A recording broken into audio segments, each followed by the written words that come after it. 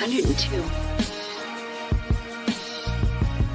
The Bliss Business Podcast, the show about empathy, connection, and consciousness in business.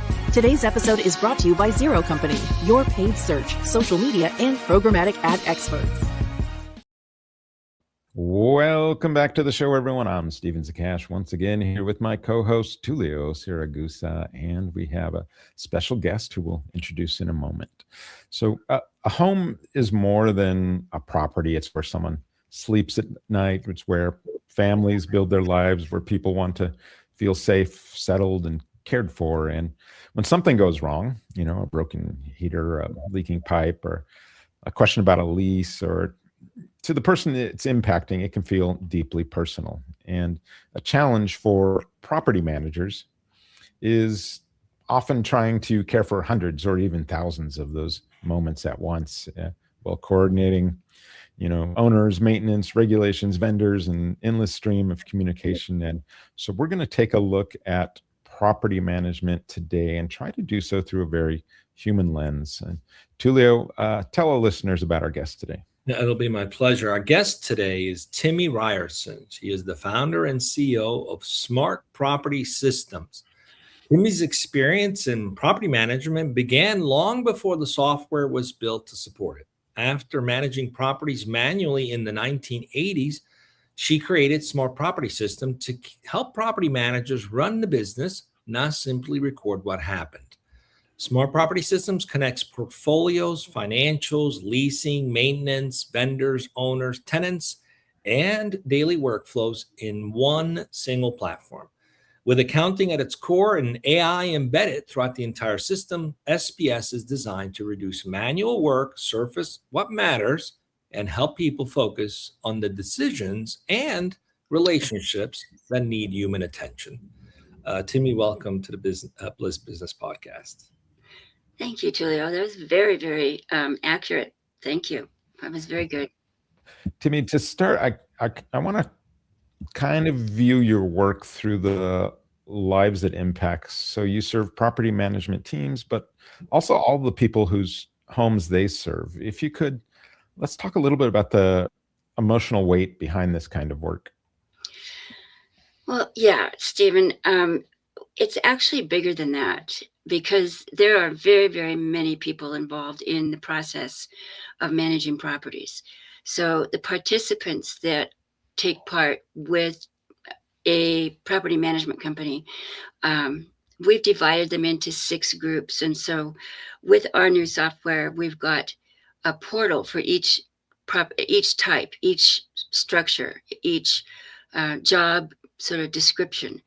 And the goal is so that everybody can communicate, smoothly, seamlessly, and cause this, property managers, probably the second oldest profession, cause this difficult and very detailed process to work smoothly.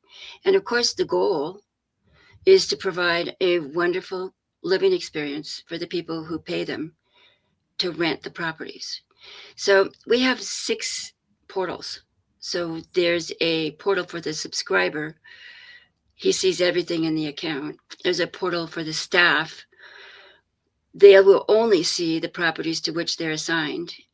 There's a portal for the owner that hires the property management company, so that they can see all of the details that they need to have for transparency. They're never out of the picture. They can always see what's going on with all of their properties, with the rent collection, and with the maintenance process and the repairs. Then there's a portal for the tenant, and the tenant can see and act in that portal to pay rent. They can see their running account balance. They can see what they've been charged. They can make communications with the responsible person, if it's the subscriber or if it's the person assigned to their property as the manager, and they can report repairs. And the system now will track that repair for them, so they'll know where it is in process. Then there's the inspector that does the inspections, and there's 42 different kinds of inspections that we've built into this system. So every kind of building can be serviced. There's an agent, which can be a real estate agent who buys and sells properties for somebody, or a leasing agent. So there's an agent portal, and then there's the vendor portal. Vendor portal are the people they're the people that do work for the property management company. There may be a group of different plumbers that they have, depending on what the job is, or different electricians or maintenance people, landscape people. And each person in this group has their own private login. So they have their own separate account in our. And I think the average person views it through that, maybe the tenant role, right? It's me and like the person I'm paying my bill to. But so, yeah, being able to picture just how complicated this ecosystem is. It's very complicated. And that's why we've done it this way. And again, we're trying to build a win-win. We're trying to build an easy to use software that all people who participate can use to make the system work and work easily, so that nothing ever falls through the cracks. And that makes for happy tenants, that makes for happy staff, that makes for happy owners and happy subscribers, and believe it or not, happy vendors, inspectors, and agents. Because everybody can be successful. Everybody can feel successful at their job. Absolutely. Now, you began managing properties, let's call it the old-fashioned way, manually, in the 1980s. And how did that experience shape your understanding of what property managers went through, tenants, owners, vendors, what they truly need from a system? And you walk us through the evolution of that. Sure. Well, I don't know whether there's some people probably that are young enough they can't remember what this is like, but this was when there were no computers. So there was no internet. There were no cell phones. So you couldn't be in your car and make a phone call. There was only snail mail if you needed to communicate with somebody, and a telephone that was stuck on your desk or in your home. It was hard to get a hold of vendors because they were mostly out at work. They'd come back to the office and you'd try to get in touch with them. At night, it was hard to schedule repairs because tenants were almost always out at work. So they weren't available. They didn't have a phone. It was a whole different ballgame. And so what I learned was how easy it is for things to fall through the cracks, how hard it is to keep things moving along without those tools. And I did okay. I mean, I did fine. I mean, I worked a lot, but I had I organized everything. I then, I wonder if I should tell you this story. I then decided one day I paid all my mortgages off. So I had free and clear ownership of all my rentals. And I thought, whew, maybe I'll just relax and hire a management company. So I went and interviewed some management companies, and I'll tell you, it was the worst experience I've ever had. Wow. I had tenants that would move out and we wouldn't turn that property for 4 months. And I was taking 2 to 3 days to turn a property over and have a new tenant in when I was doing it. I went and did an investigation one time of a new floor that had been put down because the table that they put on the vinyl had cut a hole in the vinyl. They didn't replace the whole floor. They took a section out and put a different kind of vinyl in. So there were 2 different kinds of vinyl in the kitchen. I mean, it was that kind of just absolutely lack of attention to detail that was just really bad. Now, I had a dad who was a CPA from actually very famous firms, and he said, we're just going to go in there one day and get their books and go through them and see what's going on, because you're not getting the kind of money you should be getting. And we did, and we found out that my account was paying for everybody else's window blinds, and my account was paying for all the paint for all these other companies. Nice. So, I mean, it was horrible. So we went to court against this guy. And guess what? Mm-hmm. We lost.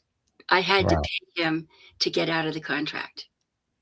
Wow. So all of that has contributed to my experience with property management, both as a independent, private worker doing it myself and using a company to do it for me. And Mhm. so I was bound and determined what they were going to fix that, because what we want to do is provide the ability for, and the guy just had too much to do. He just didn't, and he had too many people that he wasn't overseeing very well. And so I'm not giving an excuse for him, but I'm just telling you that I know that that's what happens in these property management companies. Yeah. So I met my now husband in early 2000s, 2004, I think. And he is a developer. He develops real estate. So he build business parks, and he did a whole lot of residential multifamily homes. And he also worked for a gentleman in Seattle that had probably the largest number of multifamily residents on this side of the Mississippi for quite a while. And so in the 1990s, he decided he was going to develop an online software because computers had just been developed. And it was during the dot-com era, and it turned into just what everybody else experienced, a dot bomb.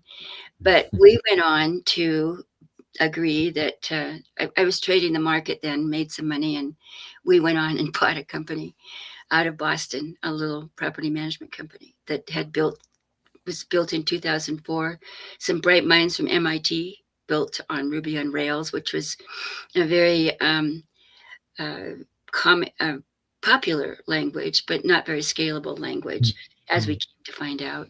Anyway, so that's kind of the history of how my experience managing and then having somebody else manage has formed my thought process for development of property. And so now we're kind of in this area where you've got, these property management software, that's now common.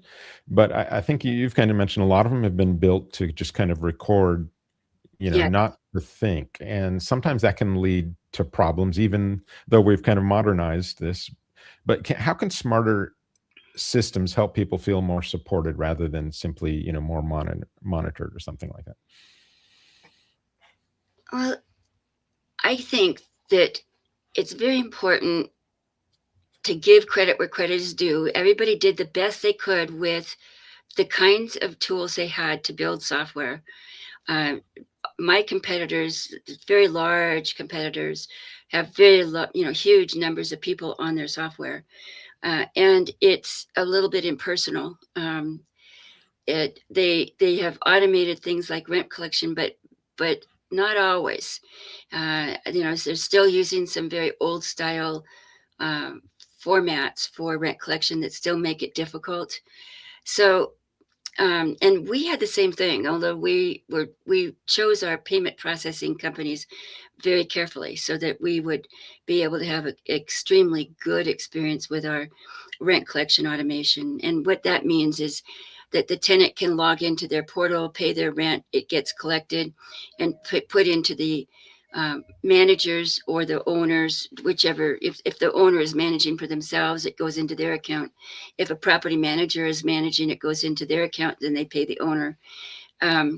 But it goes in automatically in a couple of days, within a day or two. And there were other systems that would take 10 days to settle proper rent collection. So we worked really hard to try to be a little different. We were smaller, a little bit easier. So the difference between having an aircraft carrier in the middle of the ocean and you want to make a turn, it's pretty hard. It's going to take a long time, as opposed to a little speedboat that runs around and does double backflips around you. That's us. So that's what our V2 was like. We had V1, we had our legacy, which is what we bought, and it was old software. It didn't have any architecture, and when something broke, we couldn't find it. So we immediately went to work and built V2, used better architecture, the same structure. We used the same language, and did really well. We have had large numbers of people using our software, but it wasn't really built for property management companies. It was more built for individual owners. Now what we've done, and I think this is going to answer your question, we started looking at AI about a year ago in March. And I said to my CTO, who's been with me for 15 years, I said, we've got to learn what's in this AI stuff. I just know it's going to make a difference. And he said, well, I know about it. I use ChatGPT all the time. I said, no. We're not talking about ChatGPT.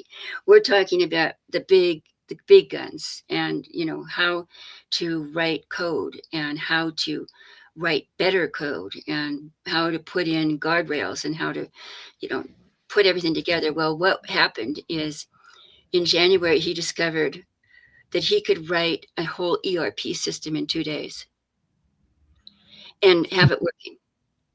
An ERP system is it's a whole business plan. It's a whole business model. So we went to work and started changing what we were doing, and we embedded this AI, we embedded this intelligence into the base code. So it's the intelligence that runs the way the system works, and it does it for everything. It's pretty exciting. And you say, how do you build the empathy? And well, the empathy is the fact that people are they get a bot, they get something that answers their questions and tells them what to do and helps them with where to go next. And then we'll say, this is what you have to decide today. These are your decisions. Because what we did was we built the bot so that it doesn't make the decisions. It can only do the work. It requires the human to make the decisions. But there's a lot of empathy in that, because it's taking the workload away from the staff member. It's taking the fear away from the tenant. It's taking the lack of transparency away from the owner. It's giving the vendor, the agent, and the inspector and the subscriber consistency and connection, so that that things don't fall between the cracks anymore. So everybody ends up having a nice day. They're relaxed. They're happy. They know what they're doing. They're confident that what they're doing is the right thing. So there's a lot about what you're talking about, empathy, in just the way we've built the software. Yeah, I think, one of the things we always talk about on here is building systems with kind of some sort of kindness in mind. And so the kindness here, I think, like you're describing, I almost see as like clarity for people. There's it's able to kind of get people through, like you said, confusion and things like that, where you do have that anxiety and stuff. That's kind of how you're using AI? Yes. Is that to reduce it? Right? To reduce it.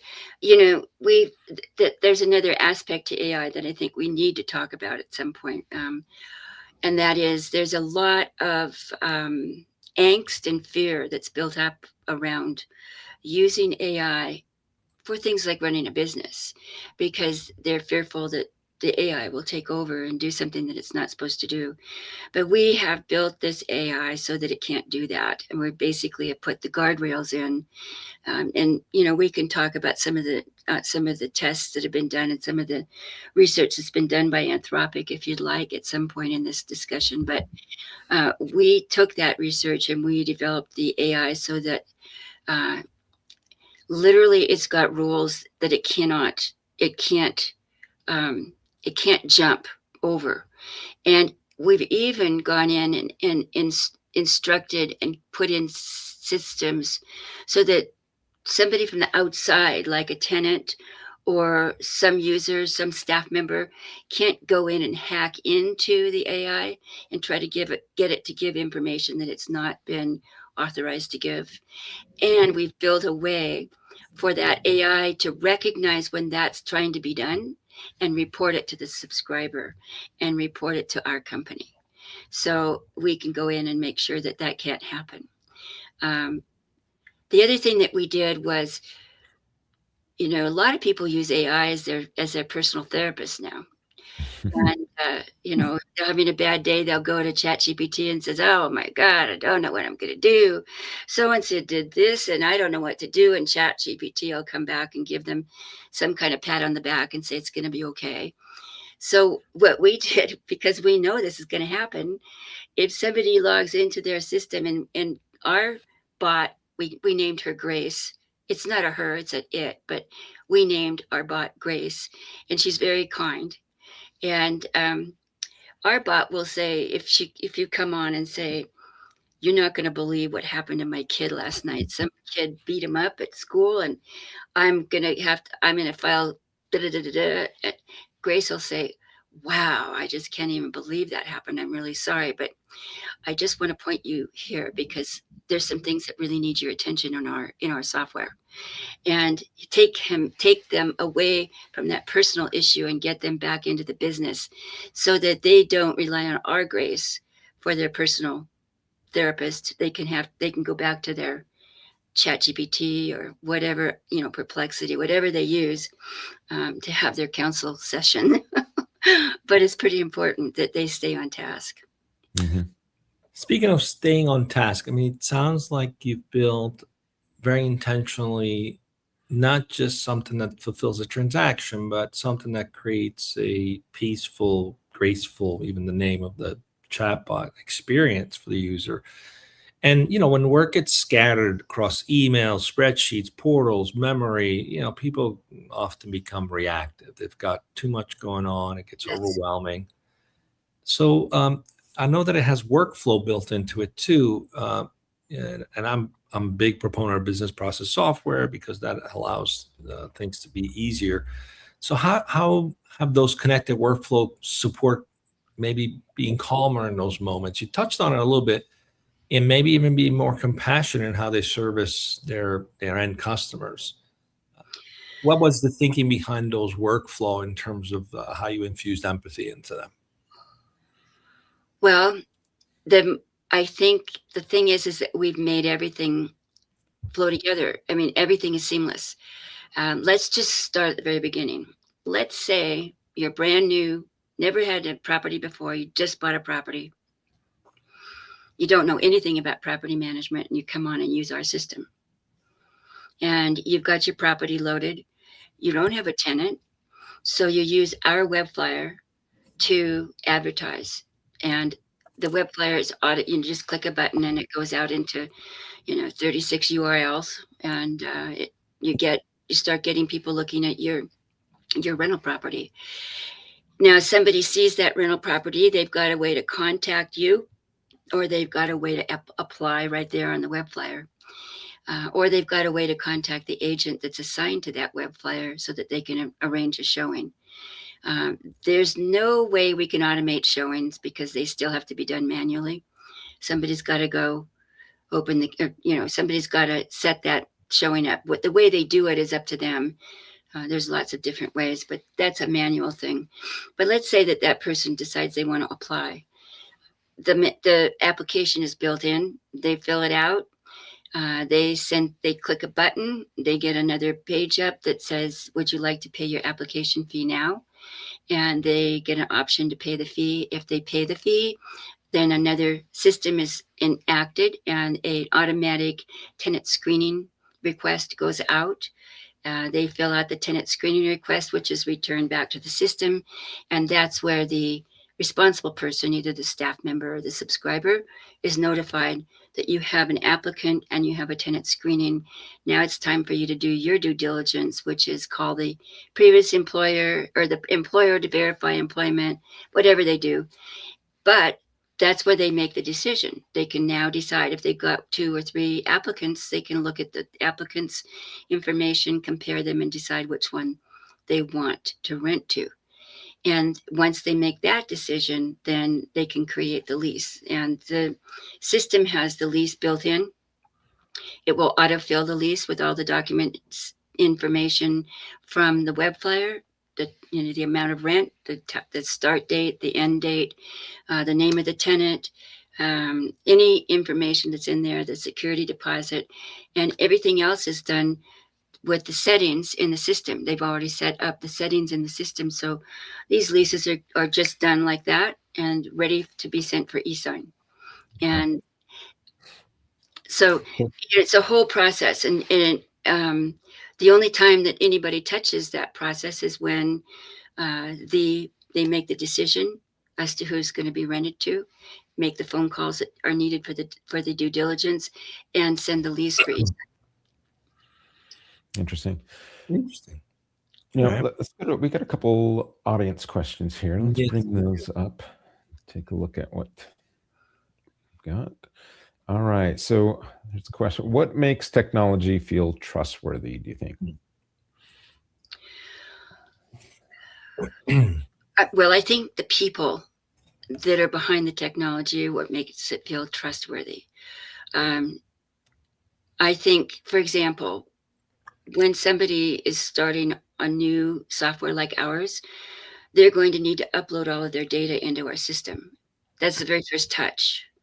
And so we've developed an automated system so they can download and scrape data from whatever they're using now, even if it's spreadsheets, and upload it. And so they're going to be meeting with people who will do that with them.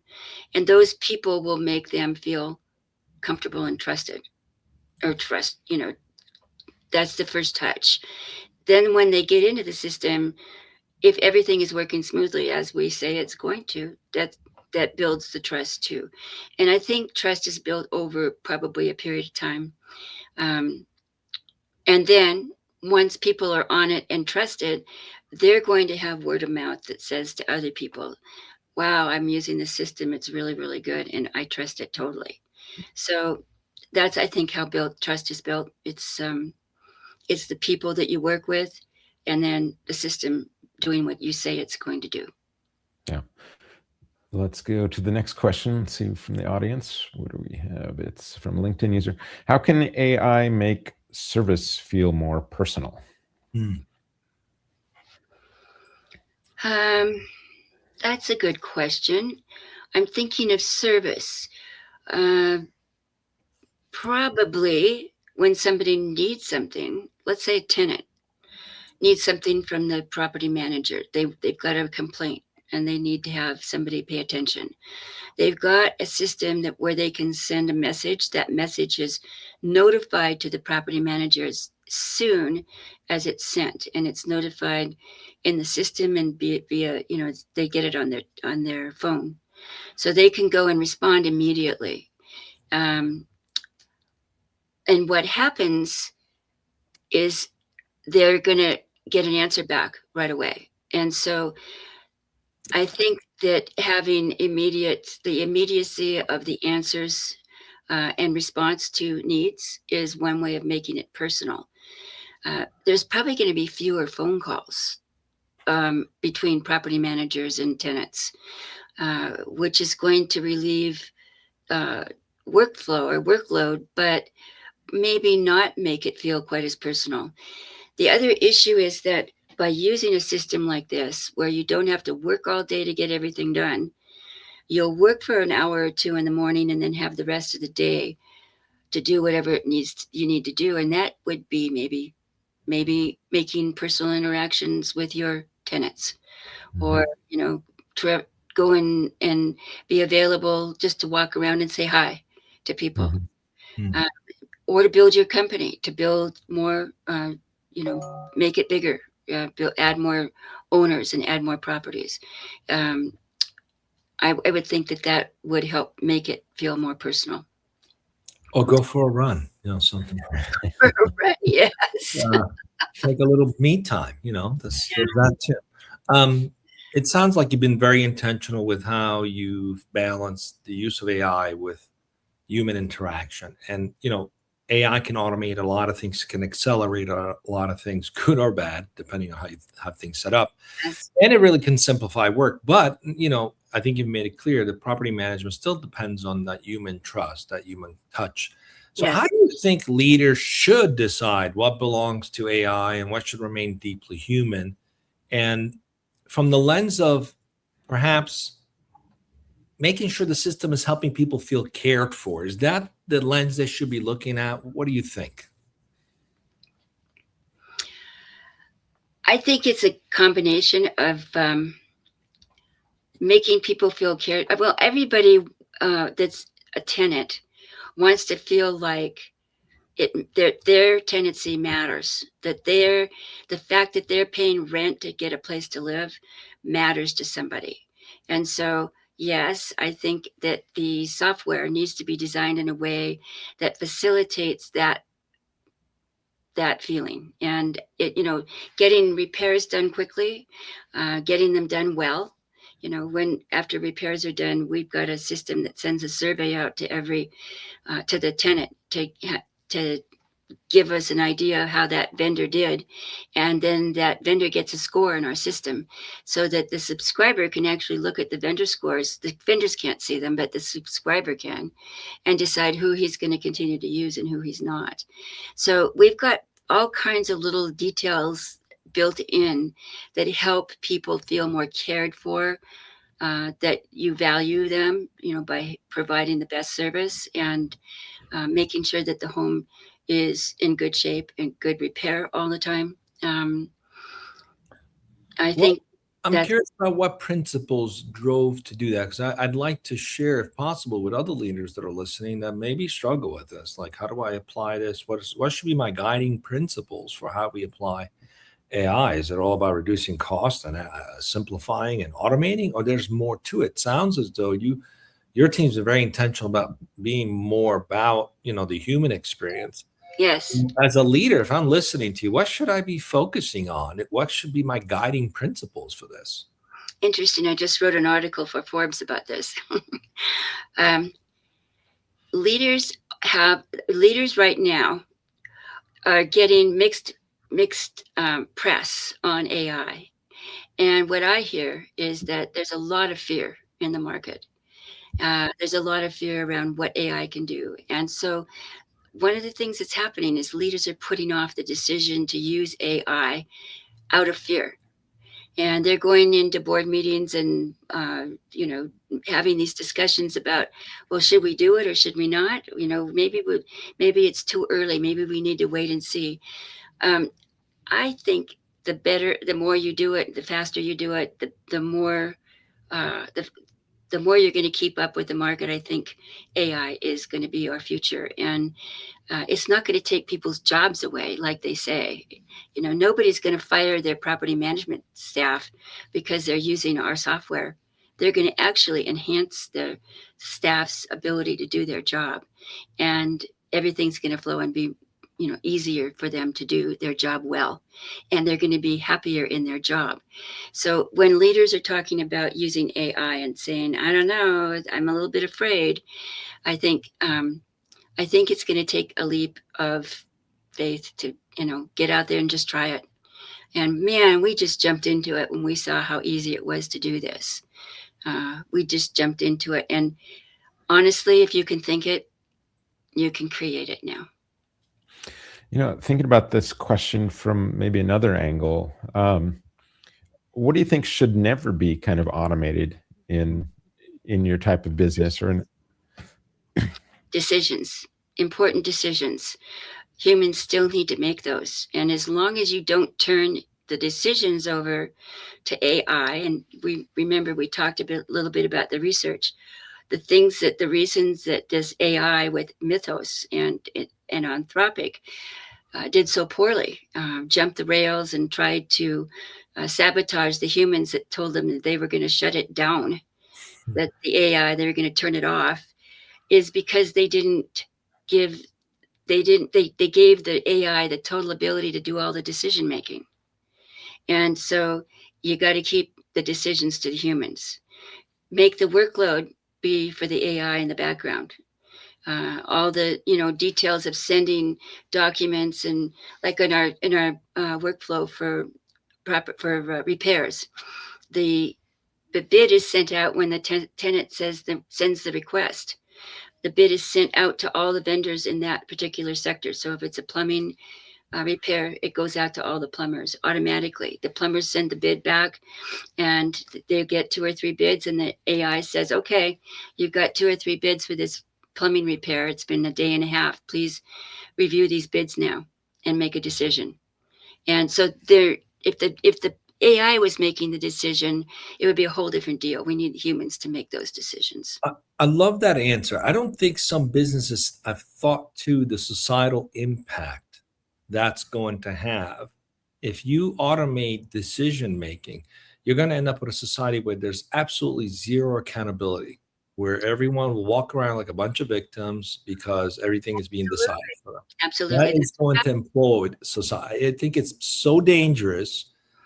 It's not about automating decisions. It is so dangerous. The impact it's going to have downstream is dangerous. That's just my personal opinion on the matter. So I'm glad to hear that, certain things should be a decision support tool, but still have humans who can make those decisions, because accountability it can't be the machine. It's always got to be human. Otherwise you end up losing all kinds of control and things.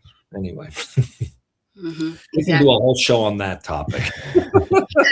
I was at the University of Washington, and when I was after my master's degree, doing a fellowship and started a doctorate, and I was doing research. And so that whole, and I did some when I was in my master's program too, that whole process of developing a research program and writing tests and figuring out how we're going to check this, one thing against another, make sure that you're testing what you want to test, that it's valid and reliable. That's exactly the kind of thing that we've put into this system, so that we know it's valid, we know it's reliable. And that's one of the things that have guided my thought process in writing this architecture. Nice. Timmi, so one of the questions we like to ask on the show, it's around all the the empathy, the care, the kindness that we try to build into businesses, and on this show try to help people come up with these ideas of business that truly does care. But the question we ask everyone is some form of this: is what role should this kind of love play in business? Well, I think it's the number one. I think it's the top role. We've been in business for 15 years, and our customers are some of our best friends. I have to tell you. I mean, they'll call and say, I just got this and I just don't know what to do about it. What do you think? This is before AI. So, and so we would give them our idea of best practices. They came to rely on that. And because we were usually giving pretty good advice, we developed a good relationship. So I've got a good relationship with my customer, and then we're teaching them how to have a good relationship with their tenants. Tenant landlord relationships, it's not a friendship, it's a business relationship, but it needs to be kind. And as long as you can keep it that way, you're not going to have issues like tenants refusing to pay rent. You're not going to have issues where they're angry at you and yelling and screaming at you. Mm. It's not going to happen. So we've kind of had that relationship with our people for the last 15 years. And we tried to build that into what we're doing with our bot, because probably now we're not going to get so many phone calls. And because it's all going to be built into the system, the bot is going to answer questions for every portal. It's in every portal. So if a vendor's got a question, the bot's going to be able to answer it. If a subscriber's got a question, the bot's going to be able to answer it. And if a tenant has a question, the bot's going to be able to answer it. So, I think that it's going to change in that way, but that's what we did. And we did it based upon the responses that we had when we were still just a recording tool.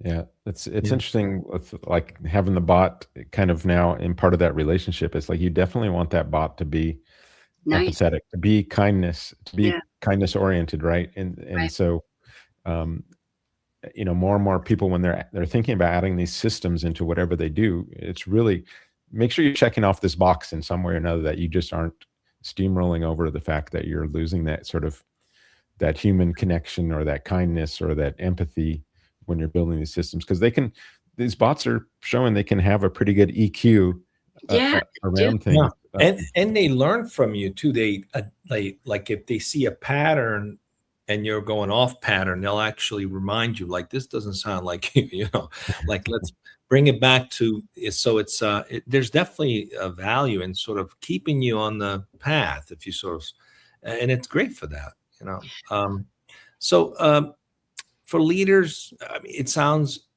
very clear. You guys have built very human-centered system, very intentionally designed to balance using AI and human interaction to maintain empathy, to create an experience that's valuable for the entire workflow. Now, for those leaders who do want to build a more human-centered system, or maybe they don't realize they should, what mindset should they embrace? Because some, like you said, some are afraid. I don't know, we're ready. But what's the mindset they need to shift into to kind of think about this a little bit differently? Don't think about automation. Think about creating more human-centered system. What do you think should a mindset shift be? I think it's got to be a mindset that's centered around the customer and the needs of the customer, not the needs of the software so much. Instead of building something that is this amazing technology, you need to think about the customer before you start the technology. And it needs to be, it's not about the money, I don't think it's about money. I think it's about the intention to provide a service or a product for your customer. And if you do that, all of the rest will flow. It'll all come. But I think you need to have that intention to provide the very best options for your customer, as opposed to, having the newest and best technology ever. And, oh, you can't believe what we're able to do. And I've got these fabulous programmers and they can do it in 5 days. And, not that. I love that. We just, one of our new clients, we're helping them shift their entire campaign, and they were very feature functionality oriented. And I was like, that's very transactional language. What's the outcome? What's the why of why they need this? Let's talk about the human experience. So I love what you just said, because otherwise you just get caught up on transactional language. Nobody cares. Right? So where can listeners learn more about you, learn about smart property systems? Where should they go? Well, we have our website, smartpropertysystems.com, and we've got a big blog attached to that. I put another article on every day, and it has to do with property management best practices. I write for Forbes, so I'm always available there if you're interested in what we're trying to talk about in our technology process and our path toward providing this better option, because we really think that this AI is changing the sector. It'll change the way property management is done. We've got videos out there that we get a couple of videos a day out there, and they are on Facebook and Instagram and YouTube. I have a Twitter account, but or an X account. I never ever go there. But basically, Smart Property Systems, you can go and learn, and you can connect. You can contact us. We are always happy to answer questions. You can call us. We'll talk to you on the phone. Timmi, thank you for joining us today on the podcast. Great conversation. To our listeners, thank you too for the questions, and thinking about, if you're thinking about developing, AI into your systems, or you've got a system that is very relationship oriented. I think what Timmi said about like intention, try and keep the intention of, what's in your client or your customer's best interest at heart when you're doing that. So thank you everyone for joining us in the Bliss Business Podcast, and we'll see you next time.